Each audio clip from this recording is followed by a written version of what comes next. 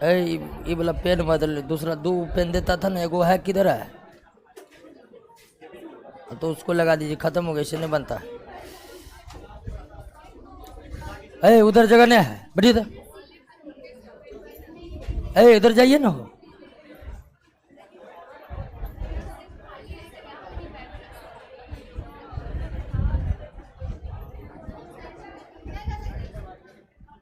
अरे नहीं गा सकती, उधर चलने जाइए उधर।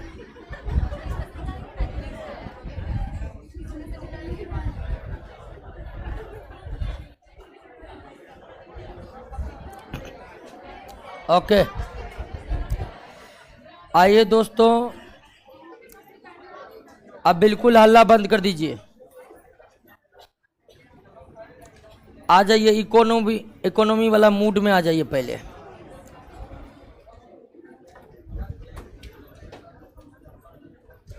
आइए, तो हम लोग इंश्योरेंस के बारे में पढ़ रहे थे और बीमा के बारे में पढ़ रहे थे। इंश्योरेंस और बीमा के अर्थ और उनसे जुड़े टर्म, जैसे पॉलिसी क्या है, प्रीमियम क्या है, बीमाधारी बीमाकर्ता किसको कहेंगे, और इंश्योरेंस के प्रकारों का जिक्र किए थे। इंश्योरेंस के प्रकारों का जिक्र किए थे। और इंश्योरेंस क्या है, इसका तो मूल अर्थ यह है कि वर्तमान समय में मानव का जीवन हो या मानव की संपत्ति हो, उसके साथ कब क्या घटना हो जाए कहना मुश्किल है। अगर हम भविष्य के चिंताओं से थोड़ा मुक्त होना चाहते हैं, या फिर हमारे ऊपर जो जोखिम है जिसका हमें डर है, उस जोखिम को कम कर सकते हैं, तो जोखिम के कम करने का माध्यम ही है बीमा। जैसे हमारे जीवन की महत्व है हमारे परिवार और हमारे बच्चों के लिए, और अगर हमारी जीवन को आगे चलकर कुछ भी हो जाए, अचानक जीवन से हाथ धोना पड़े, तो वैसी स्थिति में परिवार या उस व्यक्ति पर जो डिपेंडेंट है उसका क्या होगा। ऐसे सिचुएशन में अगर आप जीवन बीमा करवाए हुए हैं, तो आपके परिवार को एक मुफ्त राशि मिल जाएगी, उसकी कुछ आर्थिक सहायता हो जाएगी आपके नहीं रहने से। संपत्ति है, संपत्ति के संदर्भ में कई सारी अनिश्चितताएं बनी रहती है कि कब चोरी हो जाए, कब उसमें आग लग जाए। अगर इन सब चीजों से मुक्ति करना चाहते हैं तो आप संपत्ति का बीमा करवा सकते हैं। तो बीमा का उद्देश्य था जोखिमों को कम करने के लिए हम बीमा करवाते हैं। भविष्य के चिंताओं से मुक्त होने के लिए बीमा करवाते हैं। बीमा से लाभ नहीं कमाया जाता है, प्रॉफिट वाला चीज नहीं है बीमा। बीमा है कि आप पर जो जोखिम था वो अब कम हो गया है, आपको जो भविष्य को लेकर जो चिंताएं थी वो कम हो गया है। लेकिन जीवन बीमा के बारे में आपको बताए थे कि जीवन बीमा की स्थिति ऐसी है कि उससे प्रॉफिट कमाया जा सकता है, क्योंकि जीवन बीमा में सुरक्षा और विनियोग दोनों तत्व निहित थे। जीवन बीमा एक निश्चित आयु तक की होती है, यानी 70 वर्ष तक की आयु के लिए, 100 वर्ष तक की आयु के लिए हमने जीवन का बीमा करवाए हैं। अगर कोई व्यक्ति 70 वर्ष तक की आयु तक के लिए अपना जीवन बीमा करवाया है, लेकिन 70 वर्ष तक उसकी मृत्यु नहीं हुई, तो ऐसी परिस्थिति में जीवन बीमा जो है उस 70 वर्ष वाली व्यक्ति जो जीवित ही रह गया उसी को दे दिया जाता है। तो ये तो एक तरह से क्या हो गया है, प्रॉफिट हो गया है। तो उसके बाद जीवन बीमा के प्रकार को देखे थे, 2 प्रकार के थे, जीवन बीमा और साधारण बीमा। जीवन से संबंधित अन्य जितने भी बीमा होते हैं सबको क्या कहते हैं, साधारण बीमा कई प्रकार के हो सकते हैं, यानी जीवन बीमा को छोड़ करके जो भी बीमा है सब साधारण बीमा। साधारण बीमा में स्वास्थ्य बीमा, अग्नि बीमा, विश्वस्ता बीमा, संपत्ति बीमा, ढेर तरह का बीमा स्वास्थ्य बीमा के तहत आता है। स्वास्थ्य नहीं, साधारण बीमा के अंतर्गत आता है। साधारण बीमा में जो सबसे ज्यादा प्रचलित है, जिसको लोग सबसे ज्यादा खरीदते हैं, वो है स्वास्थ्य बीमा। स्वास्थ्य बीमा का मतलब एक निश्चित आयु वर्ग तक आप कोई गंभीर बीमारी से या किसी बीमारी से ग्रसित हो जाए, उस स्थिति में आप चाहते हैं कि इलाज का कोई खर्च कोई और उठाए, तो बीमा करवा लीजिए, बीमा कंपनी आपका इलाज का खर्च उठाएगा। स्वास्थ्य बीमा। तो साधारण बीमा में जिसकी सबसे ज्यादा लोग खरीदारी करते हैं वो कौन है? स्वास्थ्य बीमा। एक होता है मोटर बीमा। मोटर बीमा लेना अनिवार्य होता है, आपको लेना ही पड़ेगा, क्योंकि आप गाड़ी चला रहे हैं सड़क पर, और सड़क पर आपके गाड़ी चलाने से किसी तीसरे व्यक्ति की घायल होने की संभावना बनी हुई रहती है। हर बीमा आपका मर्जी है, खरीदिए नहीं खरीदिए, लेकिन गाड़ी के संबंध में इंश्योरेंस यानी बीमा आपको करवाना ही पड़ेगा। आप ये नहीं कह सकते हम गाड़ी का बीमा नहीं करवाएंगे, करवाना पड़ेगा। वो इसलिए कि आप जो गाड़ी सड़क पर चलाइएगा तो उससे तीसरे पक्ष, एक पक्ष आपकी गाड़ी, दूसरा आप, और एक तीसरे पक्ष हो सकता है किसी और का गाड़ी या व्यक्ति को आप धक्का मार सकते हैं। इसकी संभावना हमेशा बनी रहती है कि नहीं बनी रहती? तो आप जो धक्का मारिएगा, इससे तीसरे पक्ष को जो हानि होगी उसकी भरपाई कौन करेगी? उसी के भरपाई के लिए मोटर बीमा करवाना क्या रहता है? अनिवार्य रहता है कि आप जो सड़क पर गाड़ी चला रहे हैं, इससे तीसरे पक्ष की हानि होने की संभावना है। हो सकता है आप किसी को टक्कर मार दिए, तो इसलिए मोटर बीमा करवाना क्या रहता है? अनिवार्य रहता है, आपको करवाना ही पड़ेगा। देखिए, इसलिए इंश्योरेंस भी चेक किया जाता है। तो इंश्योरेंस तो हम पढ़ चुके हैं कि ये तो एक तरह से जोखिम को कम करने का साधन, ये हमारे मन पर डिपेंड करता है। तो फिर जबरदस्ती क्यों इंश्योरेंस चेक किया जाता है? तो इसीलिए कि आप तीसरे पक्ष के हुए हानि की भरपाई करने के लिए जिम्मेवार हैं। तो इतनी बात तो हम देख चुके थे। आइए, इतनी बात देख चुके थे ना। उस दिन आंदोलन हो गया था ना, आंदोलन लेकिन सफल रहा। हाँ, सुने हैं मुख्यमंत्री संज्ञान लिया है, मीटिंग कर रहा है, ठीक है। हाँ, उस दिन बहुत गुस्सा चढ़ गया था। हम कहते आंदोलन करना, एक दिन पहले रिपोर्ट कीजिए, क्या आइए बैठ के मीटिंग कीजिए। हम लोग विद्यार्थी को भी नहीं बुलाएंगे, छुट्टी कर देंगे आंदोलन करिएगा तो। ये अचानक पता चलता है क्या है, तो आंदोलन, अतोड़ा का आंदोलन है अचानक। आइए, दो शब्दों से हमें परिचित होना पड़ेगा। एक एश्योरेंस, हालांकि इस शब्द का ज्यादा प्रचलन में नहीं है, और दूसरा शब्द तो हम जान ही चुके हैं, इंश्योरेंस। एश्योरेंस और इंश्योरेंस में क्या फर्क है? तो एश्योरेंस और इंश्योरेंस में फर्क क्या है? तो दोनों एक दूसरे के पर्यायवाची है, सब तो समझ जाइए। दोनों एक दूसरे के क्या है? पर्यायवाची है।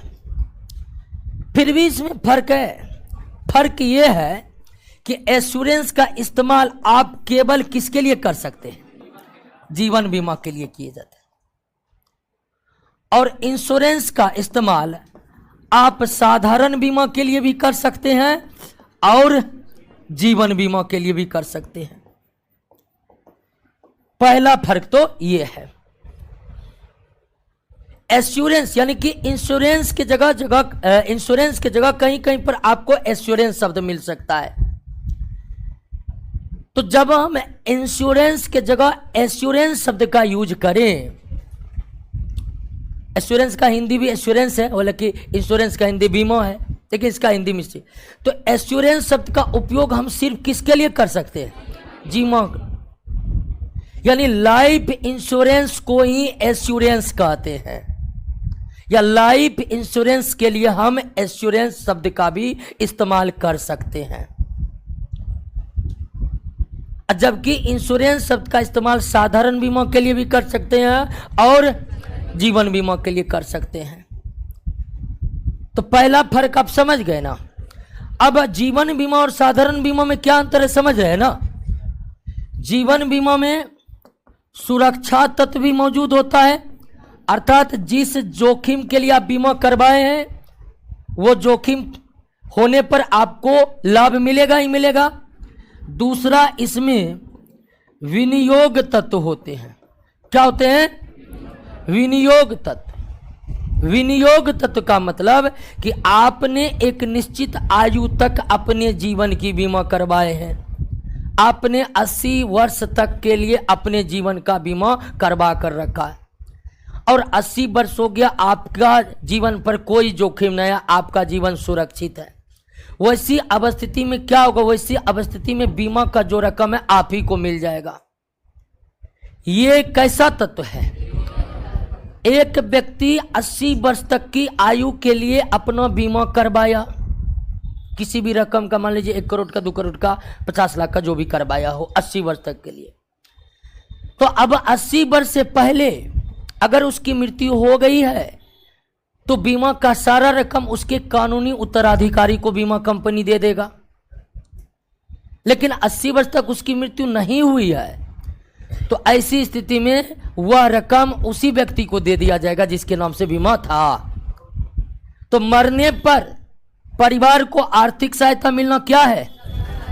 और नहीं मरने पर या जोखिम नहीं आने पर पूरी राशि उसी को मिल जाना क्या है? तो जीवन बीमा में सुरक्षा तत्व भी निहित है और विनियोग तत्व भी निहित है। इसके लिए हम एश्योरेंस शब्द का इस्तेमाल करते हैं। संपत्ति भी साधारण बीमा, जिसके लिए हम किस शब्द का इस्तेमाल कर सकते हैं? हालांकि इंश्योरेंस का इस्तेमाल इंश्योरेंस का इस्तेमाल जो है वो हम जीवन बीमा के लिए भी कर सकते हैं। तो साधारण बीमा जो होता है उसमें केवल कैसे तत्व है? सुरक्षा तत्व। यानी आप गोदाम में आग लग जाने के डर से गोदाम का 5 वर्षों तक बीमा करवा लिए कि 5 वर्ष तक जब भी आग लगेगा उससे जो हानि होगी उसकी भरपाई की जा सकती है। लेकिन 5 वर्ष तक आग लगबे नहीं किया तो आपको बीमा कंपनी एक भी पैसा नहीं देगा, प्रीमियम का सारा पैसा रख लिया। अब फिर करवाना तो फिर से जाइए पॉलिसी खरीदिए।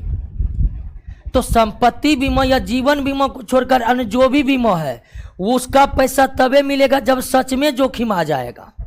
जोखिम नहीं आया तो आपको पैसा नहीं मिलेगा। अब तो कहिए ये घाटे वाला बात है, घाटे वाला बात नहीं है। आपने जोखिम से मुक्त होने के लिए बीमा करवाए थे और 5 साल तक आप जोखिम से मुक्त थे, वही आपकी फायदा है। और वैसे भी बताए कि बीमा से फायदा या प्रॉफिट नहीं कमाया जाता है, वो तो जीवन बीमा की परिस्थिति है कि उससे प्रॉफिट हो जाता है, क्योंकि जीवन की कीमत अनमोल मानी गई है, इन्फिनिटी माना गया है। दूसरा अंतर क्या है? एक हम जीवन बीमा और साधारण बीमा, जीवन बीमा के लिए प्राय किसका इस्तेमाल करते हैं? इंश्योरेंस। साधारण बीमा इंश्योरेंस। अब जीवन बीमा शब्द के साथ 2 बात प्रयोग किया जाता है, जिंदगी के साथ भी, जिंदगी के बाद भी। जिंदगी के साथ भी मतलब क्या? विनियोग। विनियोग मतलब जिंदगी के, और सुरक्षा मतलब जिंदगी के। LIC का टैगलाइन है ना, जिंदगी के साथ भी, जिंदगी के बाद भी। तो जिंदगी के साथ भी मतलब नहीं मरिएगा तो भी कोई दिक्कत नहीं, पैसा मिलेगा। और जिंदगी के बाद भी मतलब जो जोखिम मतलब जोखिम आना, मर जाना शब्द का इस्तेमाल नहीं किया जाता है, जोखिम आ जाना। जोखिम आ गया तो भी आपके परिवार को आर्थिक सहायता मिल जाएगी। तो जिंदगी के साथ भी, जिंदगी के बाद भी, ये टैगलाइन जो है किस शब्द की पुष्टि करता है? एश्योरेंस शब्द का। एक अंतर और देखिए कि जीवन बीमा हम 2-4 करवा सकते हैं, 2-4 भी, लेकिन संपत्ति बीमा केवल 1। अर्थात हम अपने गोदाम की आग लगने के जोखिम से मुक्त होने के लिए 5 वर्षों के लिए एक बीमा करवा लिया किसी एक कंपनी के पास। अब आप दूसरी कंपनी के पास उसका बीमा नहीं करा सकते। दूसरी कंपनी के पास बीमा करवा लिए हैं आप, और पहला कंपनी को पता चल गया कि कहीं और है इसका इंश्योरेंस, तो सच में आग लग जाएगा ना, तो दोनों कंपनी मिलकर आधा आधा भुगतान करेगा। तो संपत्ति बीमा एक से अधिक आप नहीं करवा सकते हैं। एक कंपनी के पास अपने किसी संपत्ति का बीमा करवा लिए हैं तो आप दूसरा कंपनी के पास नहीं करवा सकते, लेकिन जीवन बीमा में करवा सकते हैं। क्यों? तो जीवन बीमा की कीमत, जीवन की कीमत अनमोल है। एक कंपनी में 50 करोड़ करवाए तो दूसरा कंपनी में भी जाकर 50 करोड़ करवा सकते हैं। कंपनी आपसे नहीं पूछेगा, आपको पूछेगा तो कह दीजिए कि जीवन का कीमत जो है ना तो 500 करोड़ है, अभी 100 करोड़ हुआ है 3-4 जगह। लेकिन संपत्ति में आप ऐसा बोल सकते हैं, संपत्ति 5 लाख का है, आपने 5 लाख का बीमा करवा लिए हैं, दूसरों जगह करवा लिए हैं, तो आपसे पूछेगा कंपनी का है करवा रहे, तो आप क्या कहिएगा?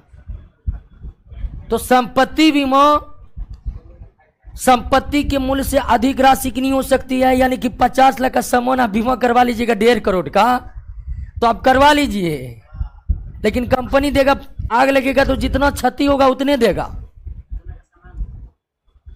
यानी संपत्ति से अधिक मूल्य का बीमा आप नहीं करवा सकते हैं। अब करवा लिए कंपनी को धोखे में रहकर, तो इससे कोई फायदा होने वाला नहीं, उल्टे आपको घाटा हो जाएगा।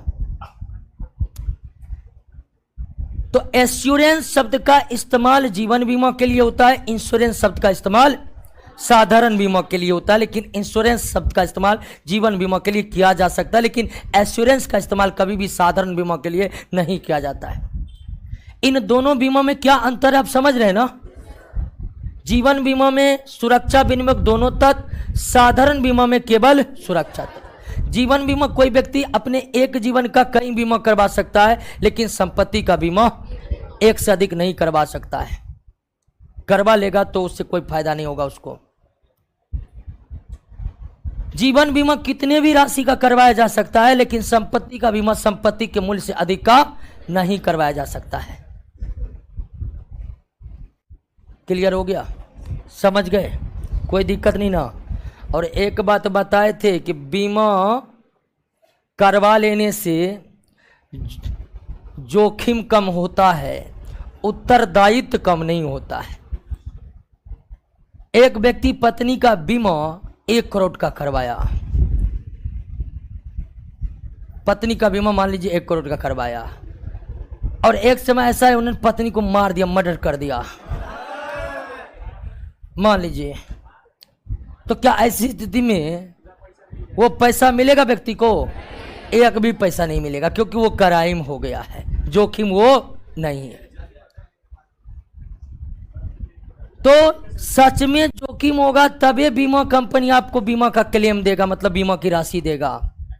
यानी कोई भी जोखिम होने से पहले कंपनियां काफी लंबे समय तक जांच करती है, जांच से पूरी तरह वो संतुष्ट होती है, तब जाकर आपको बीमा का क्लेम या बीमा की राशि देती है।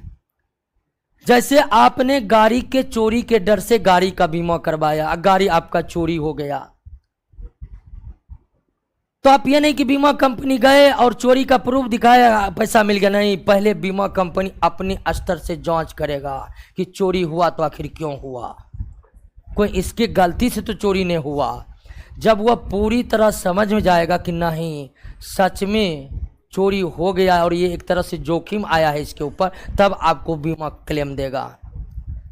अब पता चल गया कि गाड़ी चोरी इसलिए हुआ कि गाड़ी सड़क पर लगा दिया था, तो आपको बीमा का क्लेम नहीं देगा बीमा कंपनी। सीधा कहेगा कि आप अपने उत्तरदायित्व से मुकर चुके थे, आप गाड़ी को सड़क पर काहे लगाए, या कोई भी ऐसा मैटर बीमा कंपनी को पता लगाया कि आपकी गाड़ी इसलिए चोरी हुई है कि आप गाड़ी के प्रति ठीक से जवाबदेही में नहीं रहे, तो बीमा का क्लेम आपको नहीं मिलेगा। ठीक है? ठीक उसी तरह कोई व्यक्ति जीवन का बीमा करवा लिया है और वो परिवार को जानबूझकर फायदा पहुंचाने के लिए जानबूझकर मर गया, उस स्थिति में क्या कंपनियां बीमा का क्लेम देगा? नहीं देगा। पहले तो पता करेगा कि अचानक ये कैसे मर गया। नहीं तो बहुत ऐसा होता है कि 4 करोड़ का बीमा करवा लिए, 3 वर्ष तक प्रीमियम भरना है, 4 करोड़ का बीमा करवाया, 2 प्रीमियम भरे, जानबूझकर मर गए ताकि हमारे परिवार को 4 करोड़ मर जाए। फिल्मों में ऐसा देखे होंगे कैसा होता है। और आपको पता है कि जो व्यक्ति अपने जीवन का बीमा करवाया है और वो अपने लिए प्रीमियम भर रहा है और प्रीमियम की राशि अभी पूरी नहीं हुई है, बीच में मृत्यु हो गया, तो प्रीमियम को पूरा मान लिया जाता है और इंश्योरेंस का पूरा क्लेम देना पड़ता है। तो 2 प्रीमियम भरा, मर गया, अब तो परिवार को पूरी क्लेम मिलेगी। क्या ऐसी स्थिति में भी दिया जा सकता? नहीं। बीमा सिर्फ जोखिम को कम करता है, आपके किसी भी के प्रति जो उत्तरदायित्व है उसको कम नहीं करता है। आप अपने बीमा कराकर आप अपने उत्तरदायित्व से मुक्त नहीं हो सकते। ठीक उसी तरह बीमा केवल हितैषी या बीमा आप उसी चीज का करा सकते हैं जिससे आपका आर्थिक हित जुड़ा हुआ है। ये नहीं सड़क पर भिखारी घूम रहा था, उसके लिए हमने जाकर बीमा करवा लिया कि भिखारी मरेगा तो हमको क्लेम मिल जाएगा। ऐसा आप नहीं कर सकते। पत्नी से तलाक हो गया है, अब आपका रिश्ता टूट गया है, आपका आर्थिक हित खत्म हो चुका है, तो उसका आप बीमा करवा सकते? नहीं करवा सकते। आप बीमा अपने जीवन का या अपने हितैषी के जीवन का करवा सकते हैं, किसी और का नहीं। आप संपत्ति का बीमा केवल अपने संपत्ति का करवा सकते हैं, चाचा जी के संपत्ति का नहीं। नहीं तो पता चलेगा कि संपत्ति आपके चाचा जी का बीमा आप करवाए हैं तो क्लेम पता चलेगा, क्लेम पता चलेगा, कंपनी को ऐसा ऐसा हुआ, कहेगा कि तो आपका चाचा पर जोखिम है, आप पर तो है ये ना है, आपको नहीं मिलेगा। तो ये नहीं कि कोई किसी का बीमा जाकर करवा लेगा।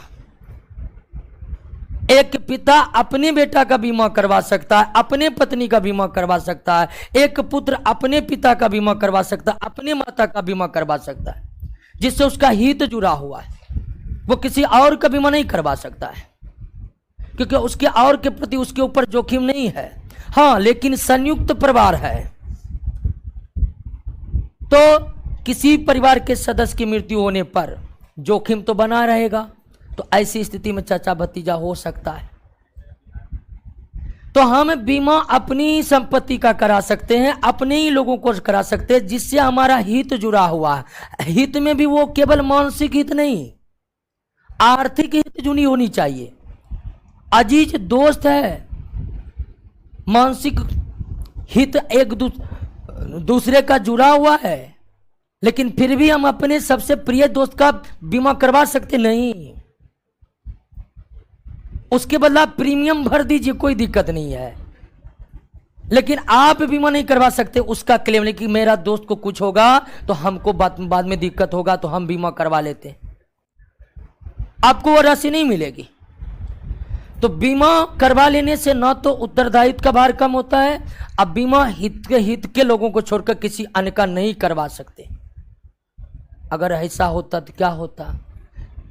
मान लीजिए शर्मा जी का गोदाम है, बीमा करवा लिया कोई और, रात में जी शर्मा जी सोए हुए थे, लगा दिए आग, चुपके चुपके हम ही बीमा का राशि उठा लिया, ऐसा नहीं हो जाता। लेकिन ऐसा किया ही नहीं जा सकता है, किसी और की संपत्ति का बीमा कोई और नहीं करवा सकता है। एग्जाम्पल दिए हैं, क्लियर हो गया?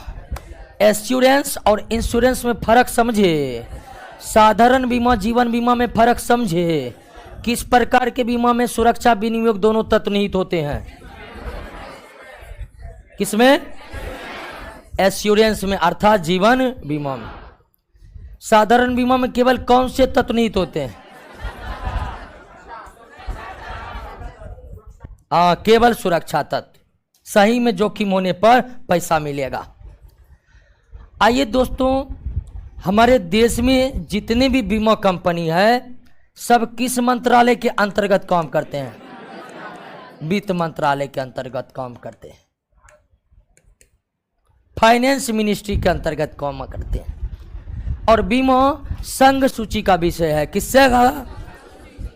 पॉलिटी पढ़े है ना, उसमें नहीं पढ़े हैं तो उसमें ये बांटा हुआ कि किसके क्षेत्र में क्या आता है।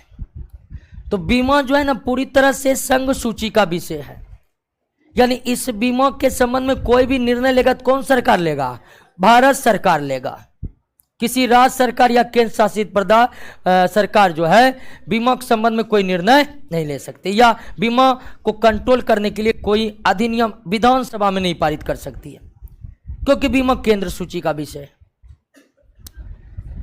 अब वित्त मंत्रालय के द्वारा बीमा कंपनी और बीमा पॉलिसी और बीमा से संबंधित जितने भी कार्य उसको कंट्रोल करने के लिए एक बॉडी बनाया हुआ है, जिसका नाम क्या है? IRDA।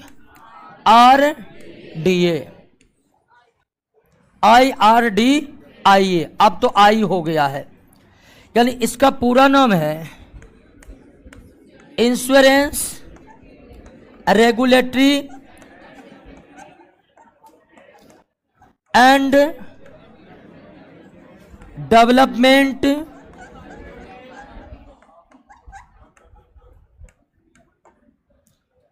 Authority of India. Authority of, ये किस मंत्रालय के अंतर्गत है? तो बीमा से संबंधित सारे कार्य केंद्र सरकार के वित्त मंत्रालय के अधीन है। और वित्त मंत्रालय ने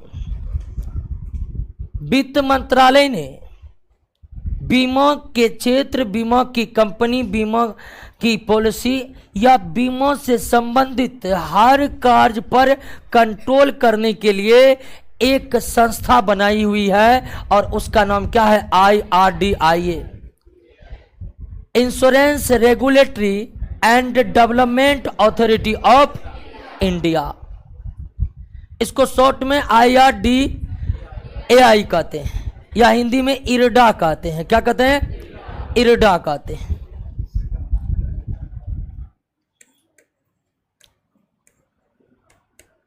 इरडा। अब इसकी स्थापना कैसे हुई इसको भी थोड़ा समझ लीजिए। थोड़ा IRDAI पर आ जाइए, इरडा को देख लीजिए। भारत सरकार द्वारा वर्ष 1993 में एक कमेटी बनाई गई, मल्होत्रा कमेटी। क्या बनाएगी दोस्तों? मल्होत्रा कमेटी।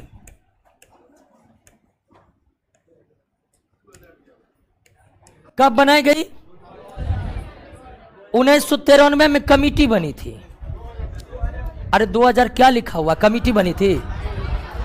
हाँ, आइए समझिए बात को, सब कुछ सही लिखा हुआ है। हम कमेटी का जिक्र कर रहे हैं। वर्ष 2000 में वहां लिखा हुआ IRDAI की स्थापना हुई, ये बात न लिखी हुई है। हम क्या बता रहे हैं? मल्होत्रा कमेटी गठित की गई भारत सरकार के द्वारा 1993 में। इनका नाम RN मल्होत्रा था, जो कमेटी के अध्यक्ष थे। RN मल्होत्रा भारतीय रिजर्व बैंक के पूर्व गवर्नर रह चुके हैं। तो भारत के रिजर्व बैंक के पूर्व गवर्नर RN मल्होत्रा की अध्यक्षता में वर्ष 1993 में एक कमेटी बनाई गई, मल्होत्रा कमेटी। किस लिए बनाई गई? तो यही कि बीमा के संबंध में क्या नीति होनी चाहिए और इसका क्रियान्वयन भारत में कैसे होनी चाहिए, इस सभी संबंधों में सुझाव देने के लिए कहा गया मल्होत्रा कमेटी को। बीमा के संबंध में भारत सरकार की क्या नीति होनी चाहिए और उस नीति का क्रियान्वयन भारत में कैसे होना चाहिए, इसी के संबंध में रिपोर्ट देना था। किसको? मल्होत्रा कंपनी। और इन्होंने 1994 में रिपोर्ट फाइल कर दी। रिपोर्ट फाइल कर दी, अर्थात रिपोर्ट सरकार को सौंप दी। 93 में गठित हुआ और 94 में इन्होंने अपने सारे सुझाव सरकार को दे दिए और इसी कमेटी के सुझाव के आधार पर, मल्होत्रा कमेटी के सिफारिश के आधार पर भारत सरकार ने अथवा भारतीय संसद ने IRDA एक्ट पारित किया। और यह एक्ट कब पारित किया? 1999 में। भारतीय संसद में insurance regulatory and development authority act किस वर्ष पारित किया? और इसी एक्ट के तहत 2000 ईस्वी में IRDA की स्थापना हुई। इसी एक्ट के द्वारा इसकी स्थापना हुई वर्ष 2000 में। तो IRDA की स्थापना किस वर्ष हुई? 2000 में। इसकी स्थापना की सिफारिश कौन की थी? मल्होत्रा कमेटी ने। मल्होत्रा कमेटी को किस लिए बनाया गया था? तो भारत के बीमा से संबंध में भारत सरकार की क्या नीति और उन नीतियों का क्रियान्वयन किस प्रकार हो, इस संबंध में सुझाव देने के लिए बनाया गया था। और इसी कमेटी ने सुझाव दिया था कि आप एक संस्था का निर्माण कीजिए सबसे पहले, जो बीमा के कार्यों को देखे। ठीक उसी तरह जिस तरह शेयर बाजार के कार्यों को सेबी देखता है, मुद्रा बाजार के कार्यों को RBI देखता है, बीमा से संबंधित सारे कार्यों को IRDA देखता है। बात को समझे कि नहीं? IRDA एक संस्था है जिसकी स्थापना किस वर्ष की गई?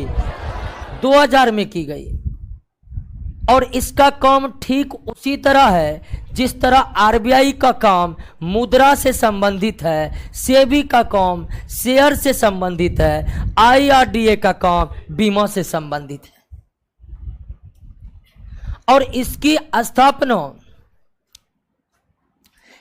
जो स्थापना की गई थी, IRDA का स्थापना स्वायत्त संस्था के रूप में की गई थी। स्थापना स्वायत्त संस्था के रूप में की गई है। स्वायत्त संस्था का मतलब समझते हैं ना? जो निर्णय लेने के लिए क्या हो, स्वतंत्र हो। जैसे भारत का न्याय प्रणाली एक स्वायत्त संस्था है, भारत का निर्वाचन आयोग एक स्वायत्त संस्था है, यानी कि उन पर निर्णय लेने के लिए किसी का कोई दबाव नहीं है। अब पॉलिटी पढ़े हैं तो स्वायत्त संस्था के बारे में जानते होंगे, और नहीं पढ़े हैं तो जान जाइएगा। स्वायत्त संस्था का मतलब हुआ कि उस पर जो निर्णय लेगा उस पर सरकार का कोई दबाव नहीं रहेगा। तो IRDA की स्थापना किस रूप में की गई? अर्थात ये अपने निर्णय लेने के लिए स्वतंत्र है, इस पर किसी सरकार का कोई दबाव नहीं है। और इसका मुख्यालय हैदराबाद में स्थित है। दोस्तों कहाँ स्थित है? हैदराबाद में। मुख्यालय कैसा स्थित है? हैदराबाद में। हैदराबाद अब तेलंगाना में चला गया ना, हैदराबाद में। अब इसका प्रशासनिक कार्य, ठीक है, इसके प्रशासनिक कार्य किस तरह संपन्न होते हैं? तो इनके प्रशासनिक कार्य करने के लिए इनके एक अध्यक्ष होते हैं। क्या होते हैं? उसके बाद 5 पूर्णकालीन सदस्य होते हैं। पूर्णकालीन सदस्य जो हमेशा इस संस्था में बना रहेगा। और इसमें 4 अंशकालीन सदस्य होते हैं। 4 क्या होते दोस्तों? अंशकालीन सदस्य होते हैं। मतलब अंशकालीन सदस्य का मतलब हुआ कि कोई नीति बन रहा है, उस नीति का कोई एक्सपर्ट है, उससे राय लेना जरूरी है, तो उसको थोड़े समय के लिए संस्था में अपॉइंट कर लिए गए। जैसे कॉलेज का कोई प्रोफेसर है जो IIT कानपुर में पढ़ा रहा है मान लीजिए, लेकिन उसको बीमा की बहुत जानकारी है। अब वो प्रोफेसर तो IIT कानपुर में काम कर रहा है, लेकिन उसे बीमा की जानकारी और संस्था को लग रहा है कि ये 1 महीना हमारे साथ काम करेंगे ना, हमारी नीति और सफल बन जाएगी, तो उन प्रोफेसर को वो बना लेते हैं क्या, अंशकालीन सदस्य। जैसे ही उनसे राय मशविरा हो जाता है 1-2 महीने में, फिर उन्हें मुक्त कर दिया जाता है। तो अंशकालीन पूर्णकालीन कार्य सदस्य का मतलब समझे कि नहीं समझे? तो अगर IRDA के प्रशासनिक कार्यों को देखें तो इसके नियंत्रण के लिए 5491 10 सदस्य, जिसमें 1 अध्यक्ष है, 5 पूर्णकालीन सदस्य, 4 अंशकालीन सदस्य। अब यह IRDA क्या कार्य करता है? बीमा से संबंधित कोई भी कार्य हो, सब किसके द्वारा किया जाता है? IRDA के। चाहे बीमा कंपनी को खुलने के लिए लाइसेंस देना हो, कौन देगा लाइसेंस? IRDA। चाहे बीमा कंपनी के द्वारा बिक रहा पॉलिसी सही है कि नहीं है, कोई गड़बड़ी है तो है कि नहीं, इसकी जांच कौन करेगा? IRDA। प्रीमियम की राशि किस तरह कंपनियां वसूल कर रही है, इसका भी चेकिंग कौन करेगा? IRDA। बीमा कंपनी बीमा धारकों के साथ कोई गलत व्यवहार या अनुचित व्यवहार या उनके साथ कोई अनुचित छल कपट तो नहीं किया, इसकी यह देखने की जिम्मेदारी भी किसकी है? IRDA। तो बीमा से संबंधित सारे कार्यों का नियंत्रण, चाहे वह बीमा धारकों के संदर्भ में हो, चाहे वह बीमाकर्ता के संदर्भ में हो, चाहे वह प्रीमियम के संदर्भ में हो, चाहे वह सम एश्योर्ड के संबंध में हो, अगर कोई भी दिक्कत आई तो उन सब सारा कार्य को निपटाने का भार वित्त मंत्रालय अर्थात भारत सरकार ने किस संस्था को सौंपा है? IRDA को। क्लियर हो गया? समझ गए? तो IRDA के बारे में इतना याद रखना है। IRDA की स्थापना किस समिति की सिफारिश पर हुई? स्थापना किस वर्ष हुई? इसका मुख्यालय कहाँ है? अब इसका कार्य आप समझ ही गए हैं, बीमा वाला कार्य जुड़ा, सीधे आंसर क्या होगा? क्लियर हो गया? कोई दिक्कत नहीं। अब आते हैं थोड़ा सा बैंकिंग बीमा कंपनी। कुल कितने बीमा कंपनी है? बीमा कंपनी यानी कि इसे आप बीमा करता भी कह सकते हैं। वर्तमान समय अगर आज की बात करिएगा तो भारत में कुल बीमा कंपनी कितना है? 68। भारत में कुल बीमा कंपनी कितना है? 68। 68 बीमा कंपनी को 2 भागों में बांट दीजिए। एक क्या? जीवन बीमा, और दूसरा साधारण बीमा।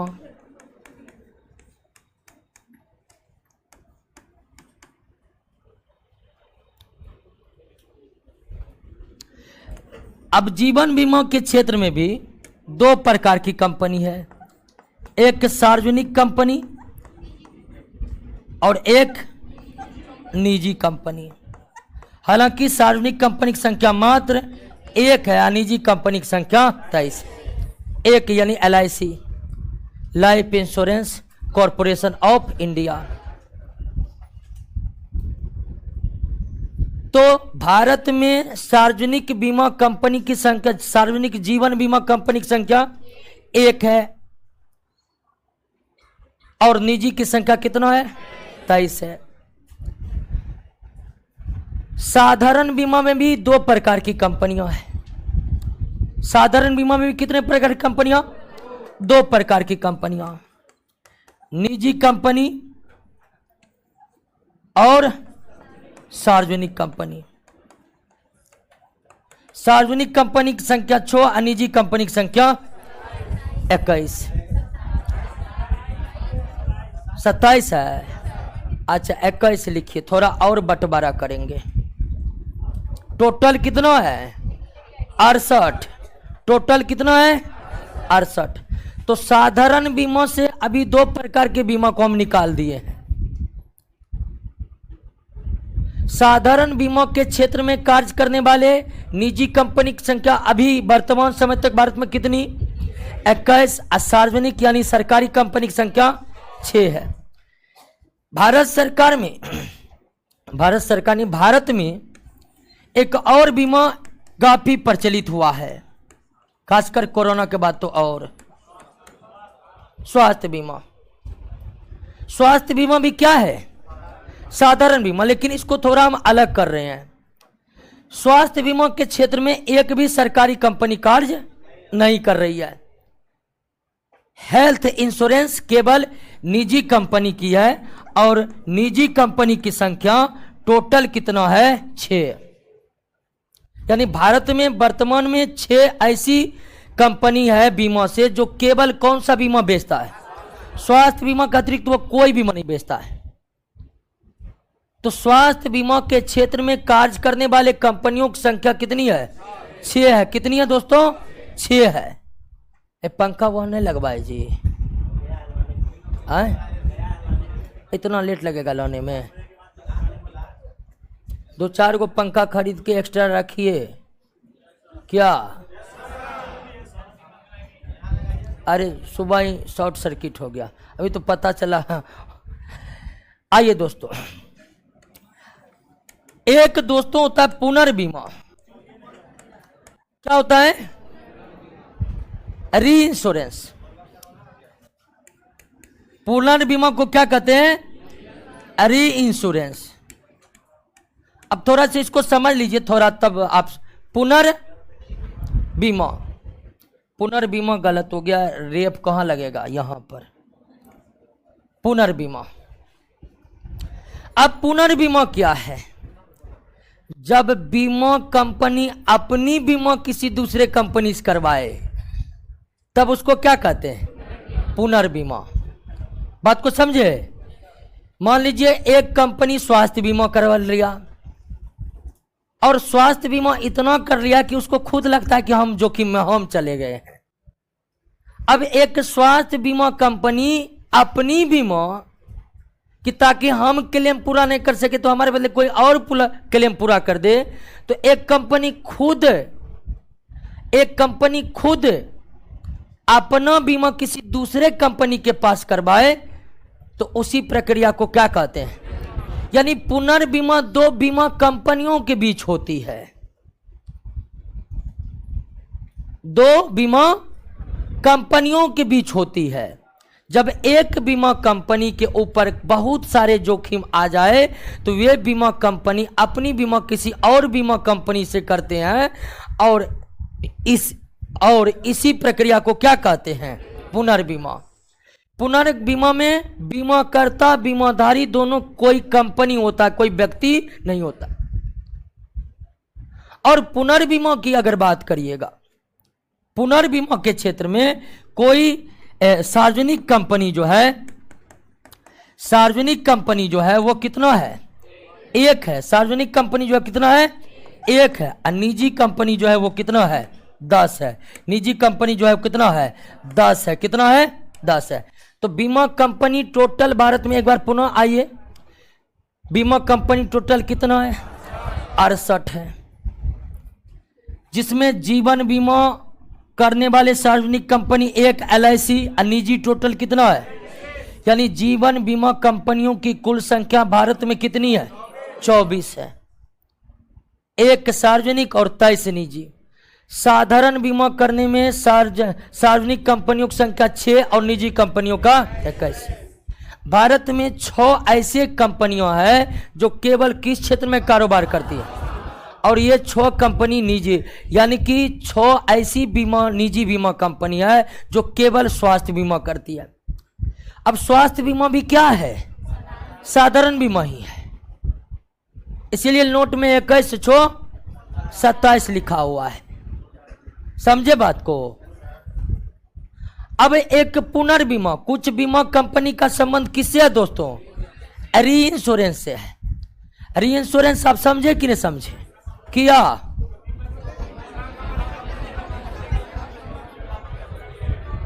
एक बीमा कंपनी ने, मान लीजिए एक स्वास्थ्य बीमा कंपनी ढेर सारे लोगों का स्वास्थ्य बीमा कर लिया, अब उसको पता चला कि हम जितने लोगों का जोखिम का भार उठाए हैं हो सकता हम पूरा ना कर सके, अर्थात हो सकता हम उसको क्लेम ना दे पाए।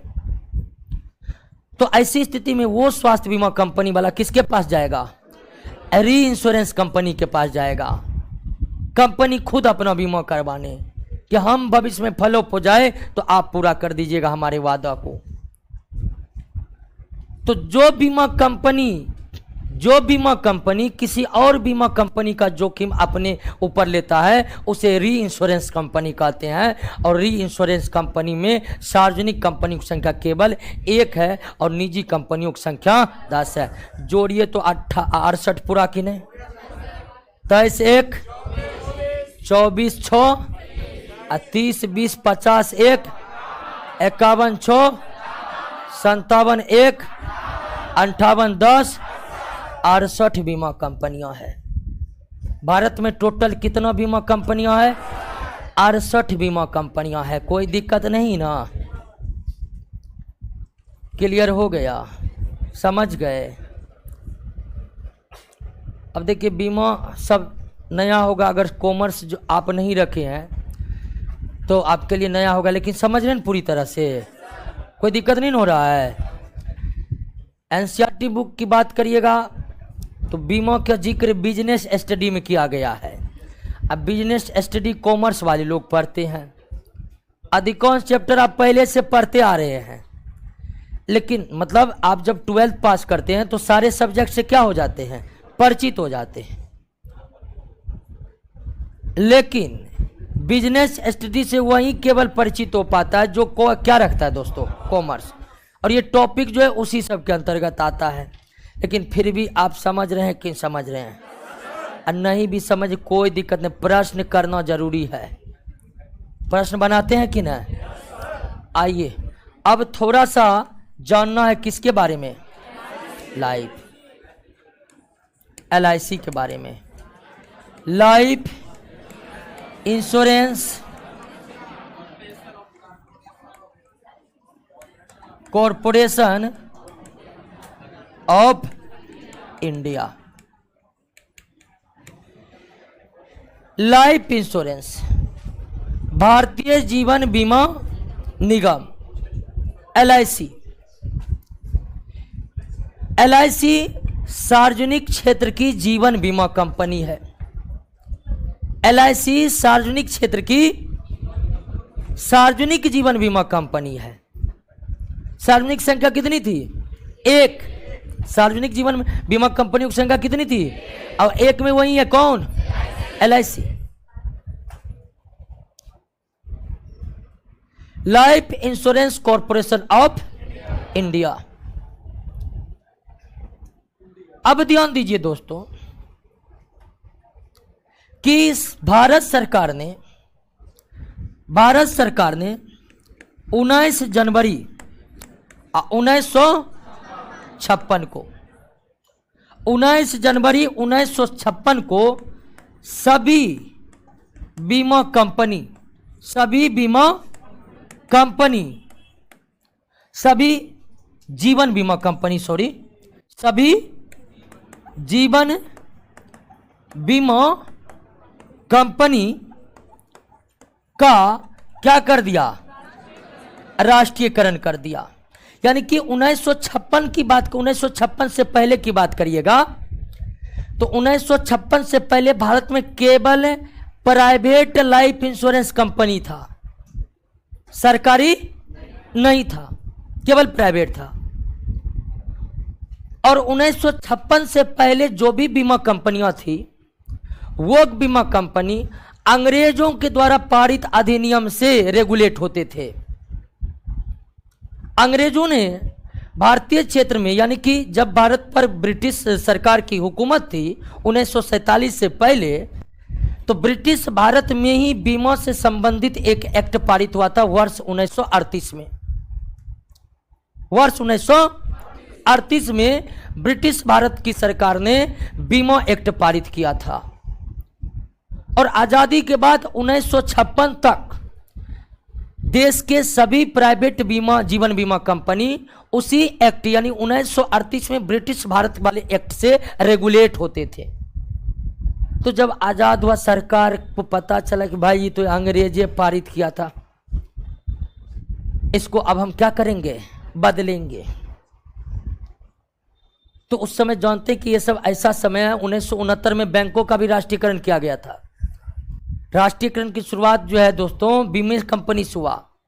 तो भारत सरकार ने 19 जनवरी 1956 को भारत में जितने भी जीवन बीमा कंपनी थी सबका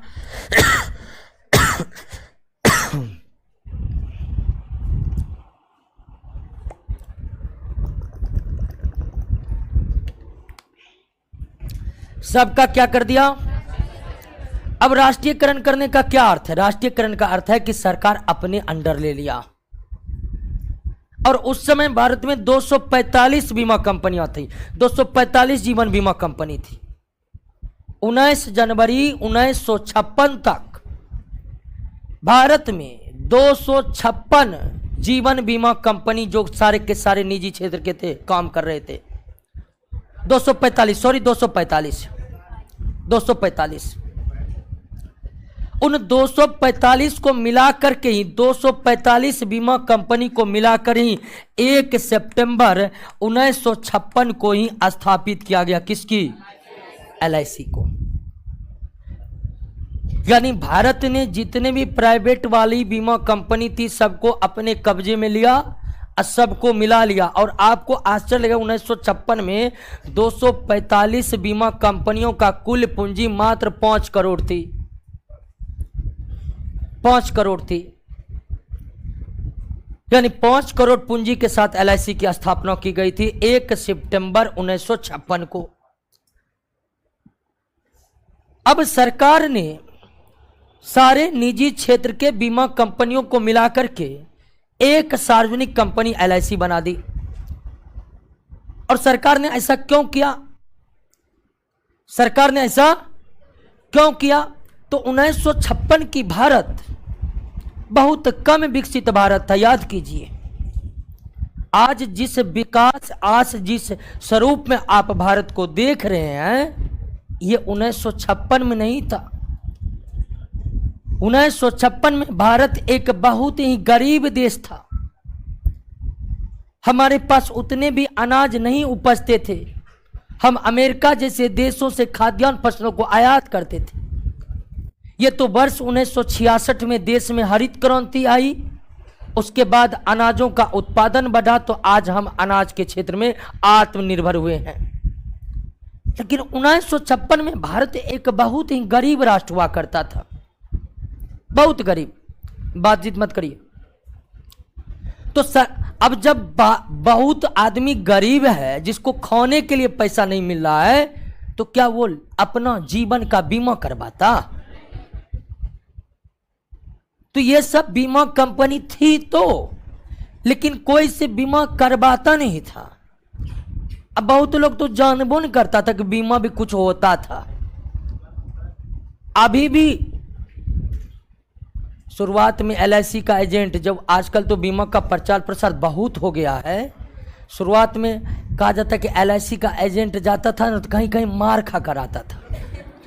समझाता था कि आप मरिएगा ना तो 50 लाख आपके बेटवा को मिलेगा।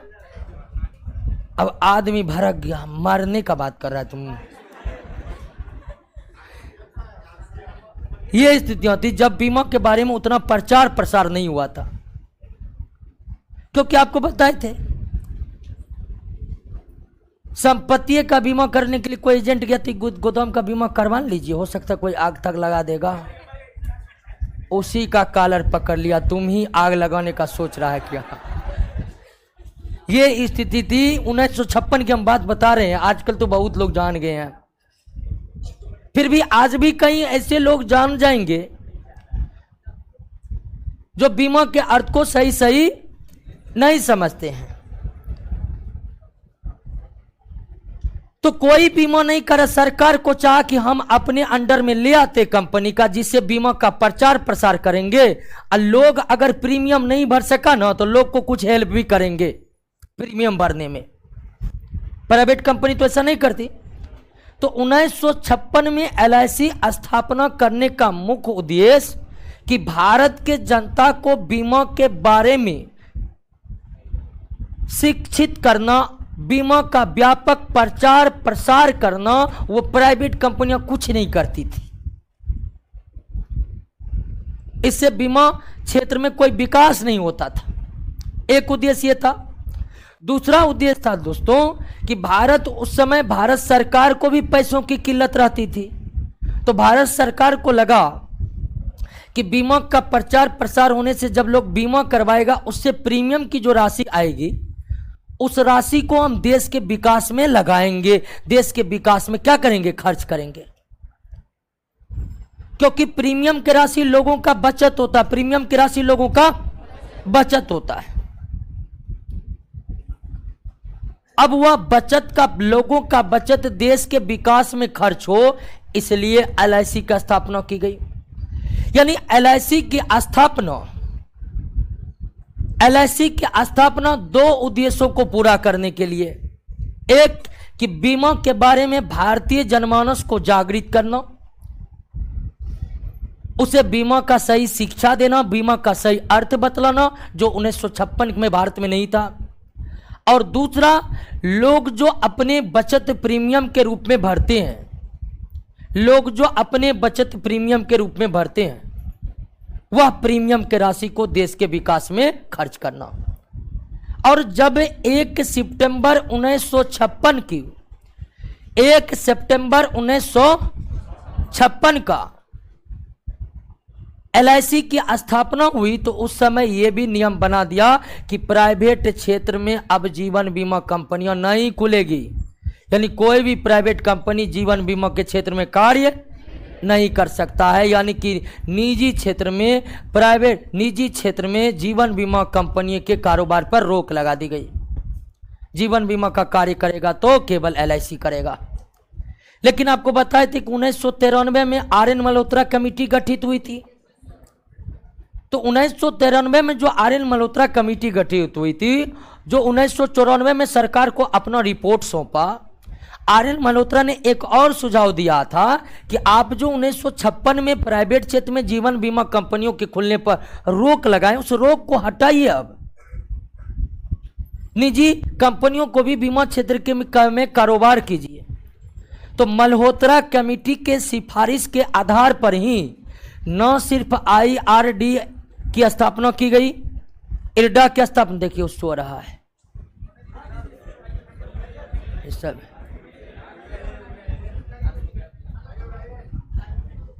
आगे हम बैठ गए, उठ के पीछे जाओ, पीछे में सो जाना। उठो उठो, इसको बराबर देखते, कल हो सो रहा था, परसों रोज सोता है। तुम जाकर पीछे में बैठना, ठीक है।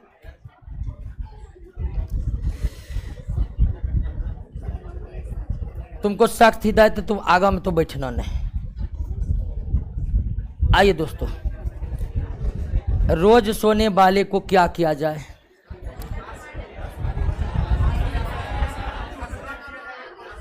मार दिया जाए, छोड़ दिया जाए।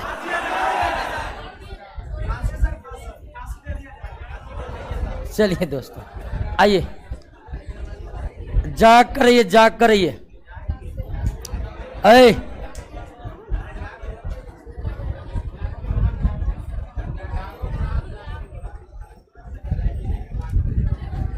तो 1993 में मल्होत्रा कमेटी के सिफारिश को सरकार मानते हुए IRDA की भी स्थापना की, और निजी कंपनियों के खुलने पर जो रोक लगी थी जीवन बीमा के क्षेत्र में, वो रोक को भी इन्होंने क्या कर लिया, हटा लिया। और अभी तो देखे 23 कंपनियां जीवन बीमा के क्षेत्र में, निजी क्षेत्र में काम कर रहे हैं। क्लियर है, कोई दिक्कत नहीं। अब थोड़ा सा आइए समझते हैं GIC के बारे में।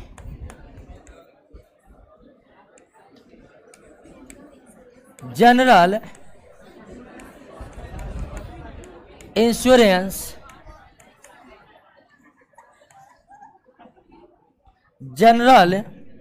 Insurance corporation of India, short में क्या कहते इसे, जीआईसी। जिस तरह से जीवन बीमा के क्षेत्र में एक सार्वजनिक कंपनी है LIC, उसी तरह साधारण बीमा के क्षेत्र में काम करने वाले एक बीमा कंपनी है, एक सार्वजनिक जीवन बीमा कंपनी है। कितना, कौन, जीआईसी। वैसे टोटल सार्वजनिक कंपनी जो साधारण बीमा क्षेत्र में काम करते हैं उसकी संख्या कितनी है, 6 है। बता रहे हैं कौन कौन है, जिनमें सबसे महत्वपूर्ण कौन है, जीआईसी। और जीआईसी की स्थापना, जिस तरह सरकार 1956 में सभी जीवन बीमा कंपनियों का राष्ट्रीयकरण कर दिया, ठीक उसी तरह सन 1972 में भारत में सभी साधारण बीमा कंपनी का क्या कर दिया गया, राष्ट्रीयकरण कर दिया गया। भारत सरकार के द्वारा सभी जीवन बीमा कंपनियों का राष्ट्रीयकरण 1956 में और सभी साधारण बीमा कंपनियों का राष्ट्रीयकरण 1972 में कर दिया गया। और यह भी रोक लगा दी गई कि अब निजी क्षेत्र में साधारण बीमा वाला कंपनी नहीं खुलेगा। लेकिन वही RN मल्होत्रा कमेटी के सिफारिश के बाद इस रोक को हटा लिया गया। तो 1972 में सभी साधारण बीमा कंपनी का राष्ट्रीयकरण करके, शायद कितना, 172 73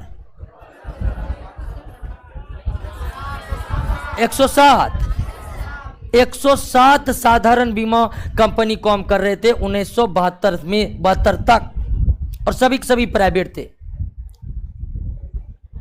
उन सभी को मिलाकर 22 नवंबर 1972 को जीआईसी की गई। तो general insurance corporation of India, जो भारत सरकार की सार्वजनिक साधारण बीमा कंपनी है, उसकी स्थापना 22 नवंबर 1972 को किया गया। किस प्रकार किया गया, जिस तरह LIC की स्थापना सभी प्राइवेट कंपनियों का राष्ट्रीयकरण करके किया गया था, उसी तरह इसकी भी स्थापना सभी बीमा कंपनियों का राष्ट्रीयकरण करके किया गया था। उसके बाद जीआईसी के अंडर में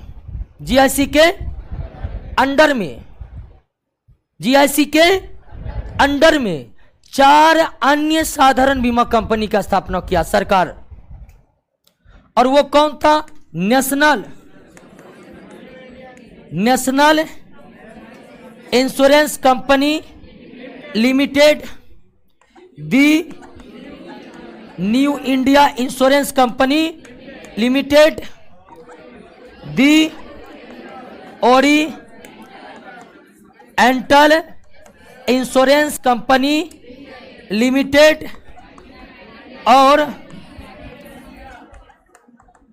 United India insurance company limited.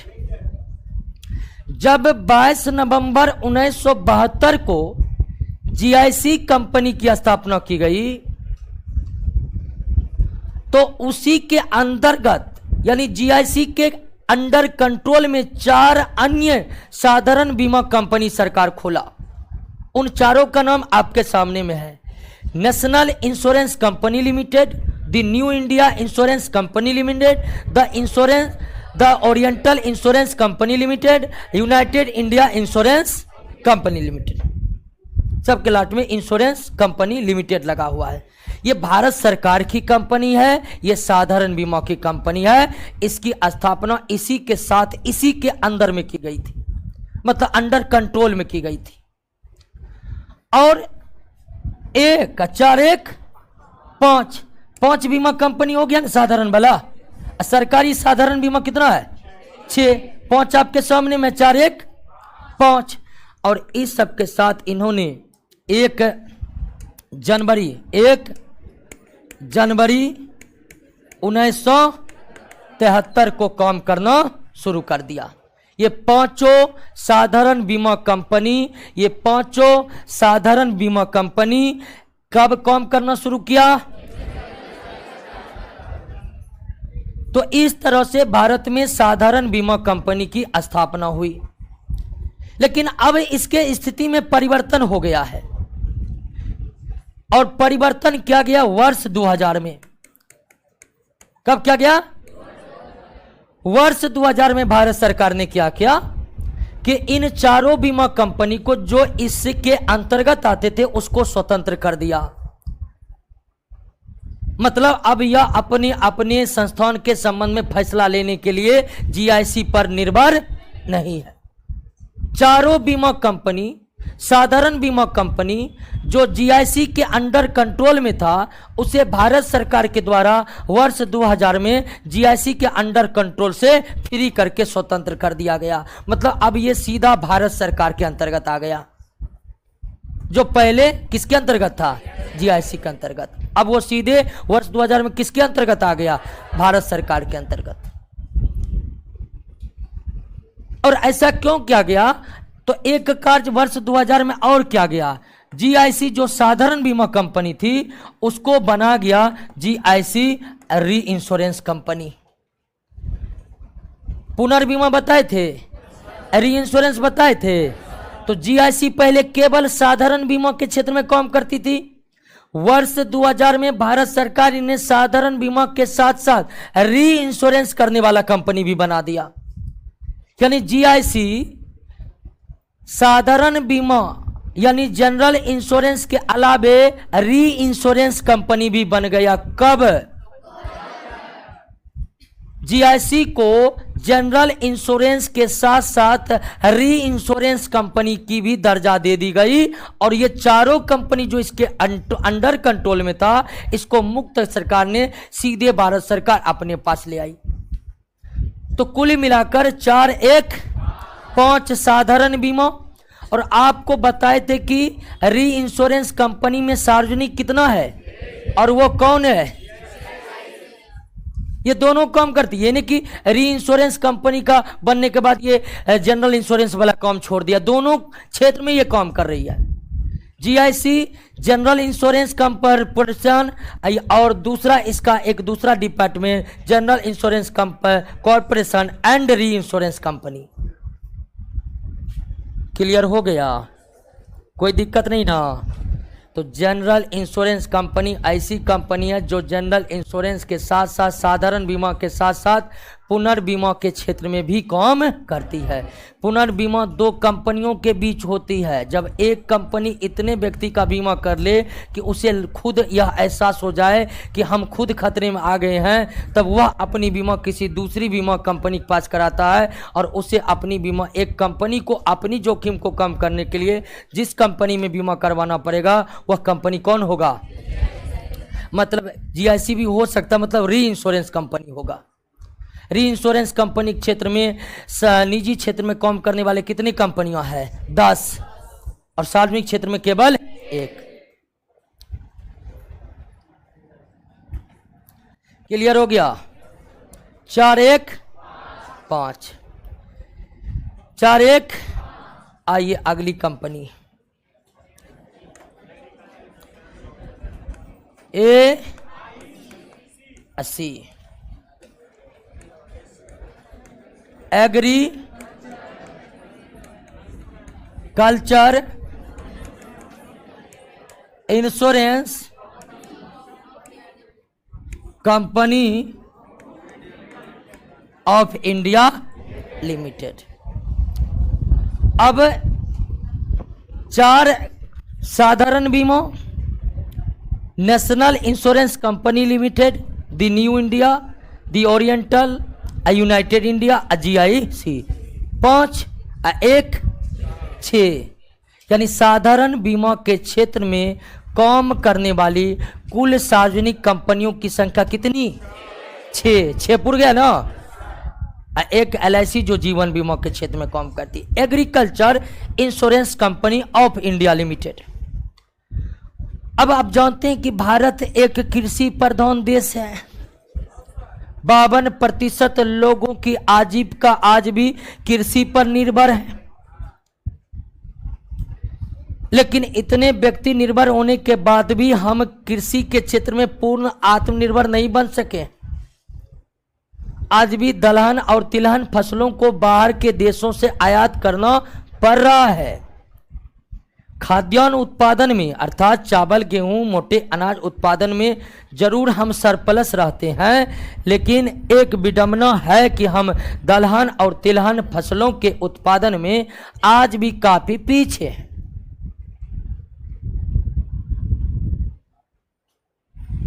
और पीछे इसलिए है कि भारत के किसान मजबूत नहीं हैं। एक तो उनके पास उतने पैसे नहीं है कि जो एग्रीकल्चर के क्षेत्र में इन्वेस्ट कर सके। भारत के गांव और खासकर बिहार के गांव कृषि प्रधान गांव है। और आप देखे होंगे कि वहां के किसान की हालत क्या है। उनकी हालत इतनी खराब रहती है कि कोई वे नए टेक्नोलॉजी को जल्दी ग्रहण नहीं कर पाते, या उनके पास इतनी पैसा नहीं रहते कि हर बार वो हाइब्रिड बीजों के इस्तेमाल करके अपनी उत्पादकता को बढ़ा सके। तो एक तो किसान को पैसा नहीं है, ऊपर से अगर वो फसल लगाए और डूब जाए, बर्बाद हो जाए, तब अंदाज करिए किसान की क्या स्थिति होगी। तो किसान की जब फसल नष्ट हो जाते हैं ना, तो इससे किसान पीछे नहीं जाता है। किसान के पीछे जाने के साथ साथ देश भी पीछे जाता है। अगर आज गेहूं के किसान को दिक्कत आ गया और भारत में गेहूं की कमी हो गई, तो विश्व या अंतर्राष्ट्रीय मंचों पर भारत की किरकिरी होगी कि नहीं होगी? है कि भारत तो बहुत हल्ला करता है कि 52% किसान है, गेहूं नहीं उपजा पाता है। तो किसान पीछे जाने का मतलब देश पीछे जाने का है, क्योंकि 52% लोगों की आजीविका किसानी पर निर्भर है। और जब उनके फसल नष्ट हो जाते हैं दोस्तों, तो इससे और किसान पीछे चले जाते हैं। किसान के फसल नष्ट हो जाने के उपरांत किसानों को आर्थिक सहायता मुहैया कराने के लिए भारत सरकार ने कृषि के क्षेत्र में बीमा योजना लागू किया। और सबसे पहले कब? 1999। 1999 में राष्ट्रीय कृषि बीमा योजना की शुरुआत की गई, जिसका उद्देश्य था कि किसानों को न्यूनतम प्रीमियम भरना पड़ेगा, और अगर उनके फसल को किसी भी मौसमी घटनाओं के कारण क्षति का सामना करना पड़ता है, तो फसल की जो भी रकम होगी उन्हें वापस मतलब दे दिया जाएगा।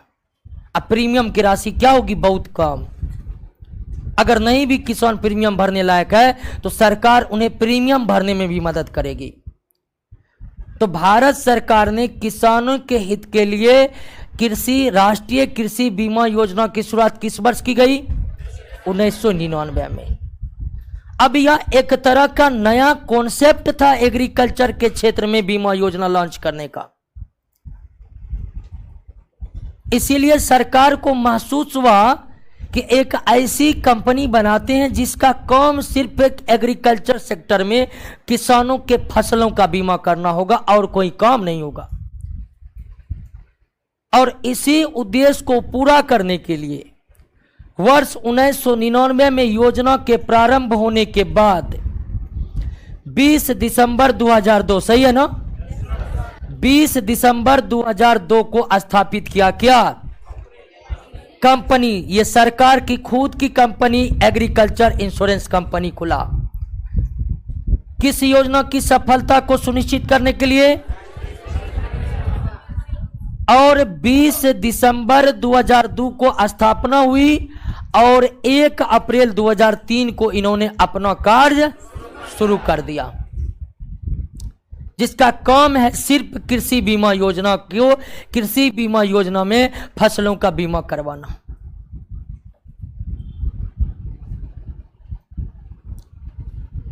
क्लियर है बात, समझ गए, कोई दिक्कत नहीं ना। लेकिन 1999 में जो राष्ट्रीय कृषि बीमा योजना चली थी, उसको वर्ष 2016 में प्रधानमंत्री कृषि फसल योजना, यानी उसका नाम वर्ष 2016 में क्या कर दिया गया है, बदल दिया गया। क्या रख दिया गया है, प्रधानमंत्री फसल बीमा योजना। तो ये जो कंपनी है केवल प्रधानमंत्री फसल बीमा योजना के तहत किसानों के फसलों का बीमा करती है, ताकि मौसमी परिघटना के कारण उसकी फसल की क्षति हो जाए तो उसे लाभ ना हो। लेकिन किसानों के बीच कृषि बीमा योजना ज्यादा प्रचलित नहीं हुआ। और यह प्रचलित नहीं हुआ है, इसलिए प्रचलित नहीं हुआ कि राज्य सरकार खुद अनुदान देने लगती है। अभी बिहार सरकार धान डूब जाएगा, धान का अनुदान मिल रहा है। तो यह बीमा योजना किसानों के बीच उतना प्रचलित नहीं है, बहुत अच्छी चीज, लेकिन किसानों के बीच उतना प्रचलित नहीं है। अब जो पढ़े लिखे किसान बहुत ज्यादा वो इसका लाभ उठाते हैं। और दूसरा कारण क्या है कि बीमा तो आपको बोले राज्य केंद्र सरकार का विषय है, केंद्र सरकार के अंतर्गत ही आती है कंपनी। राज्य सरकार आजकल क्या किया है कि राज्य सरकार जब देखता है कि हमारे किसान का फसल डूब गया, या कहीं पर बिहार सरकार ही देखिए, अगर किसी क्षेत्र में बाढ़ आ गया है, बाढ़ आ गया, फसल नष्ट हो गया, तो फसल का मुआवजा देने लगता है। अभी सुखाड़ हो गया, सुखाड़ का मुआवजा डीजल अनुदान मिल रहा है। तो राज्य सरकार अब फसल नष्ट होने पर किसानों को सीधे अनुदान देना शुरू कर दिया है, इसलिए उन्हें बीमा योजना का ज्यादा लाभ उठाने की कोई जरूरत नहीं पड़ती। क्या जी, बिहार सरकार तो लगता है इतना अनुदान दे रहा है, इतना मुआवजा दे रहा है कि गांव में हरदम जब जाते फॉर्म भरा चालू रहता है। आज क्या है, डीजल वाला फॉर्म भर रहे हैं, आज क्या है, खेत वाला फॉर्म भर रहे हैं। जब भी हम गांव जाते मौका मिलता है तो देखते हैं कहीं ना कहीं फॉर्म भर, या कोई लैपटॉप लेके बैठल है, किसान सब एकदम लाइन लगने हैं, बड़ी मजा से एकदम भर रहा है फॉर्म। तो इतनी मुआवजा है कि समय समय पर फॉर्म भरे या चालू रहता है। और हमको भी तो पता भी नहीं, आप जानते हैं बागवानी योजना के लिए अनुदान दे रहा है,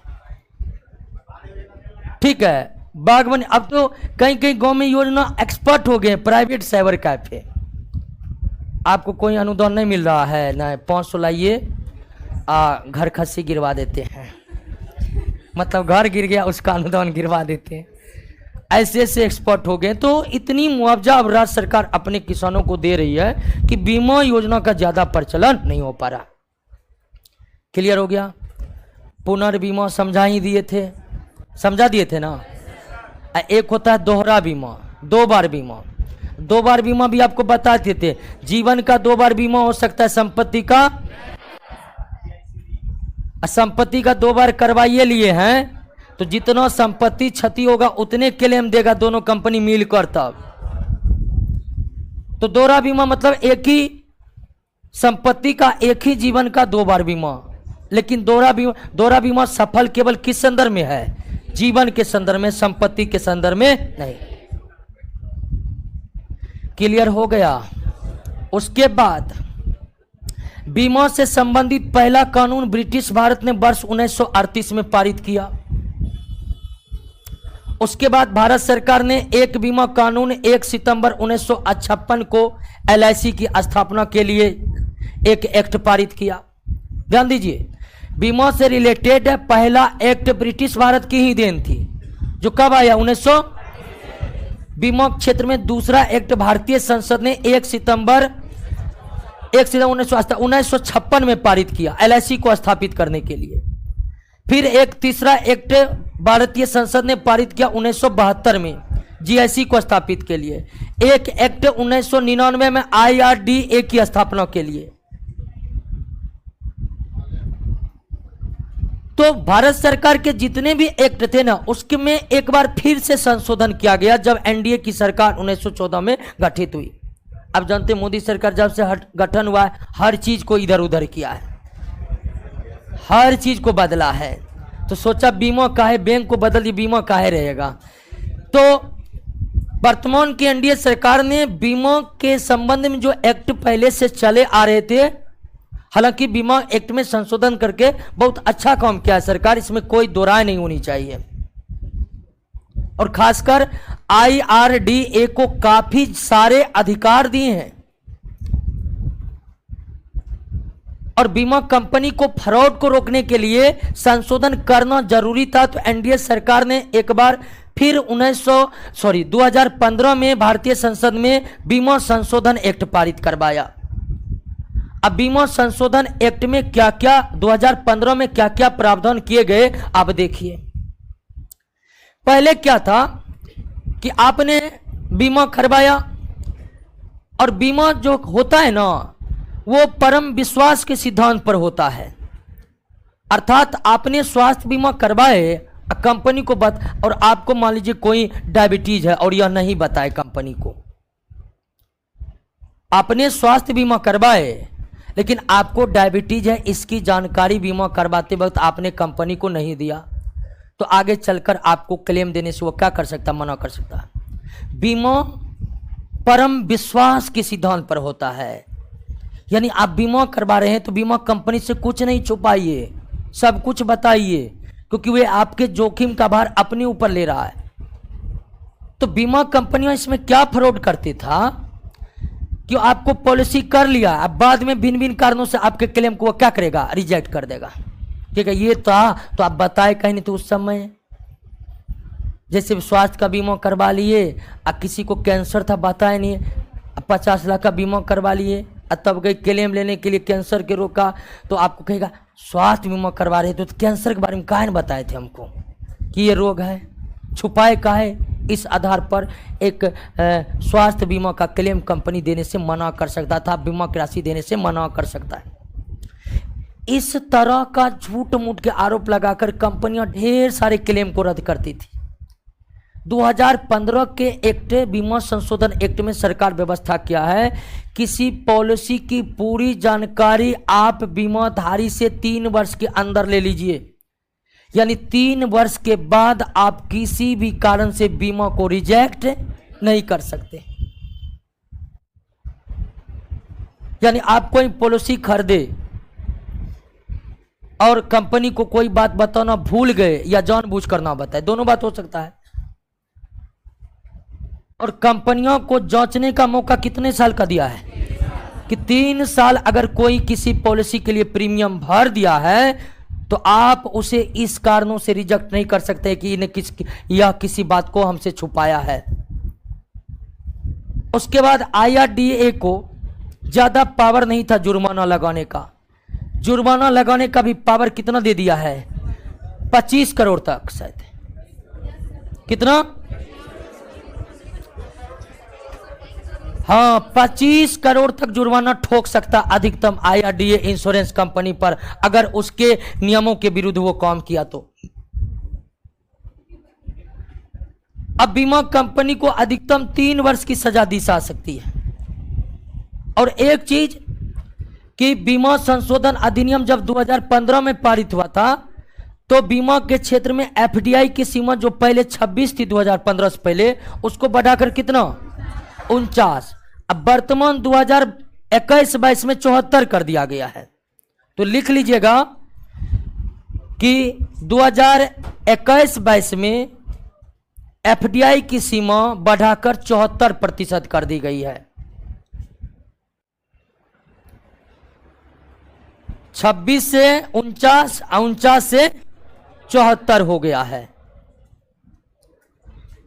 एफडीआई यानी फॉरेन डायरेक्ट इन्वेस्टमेंट, यानी किसी बीमा कंपनी में अधिकतम विदेशी राशि 74% लग सकता है।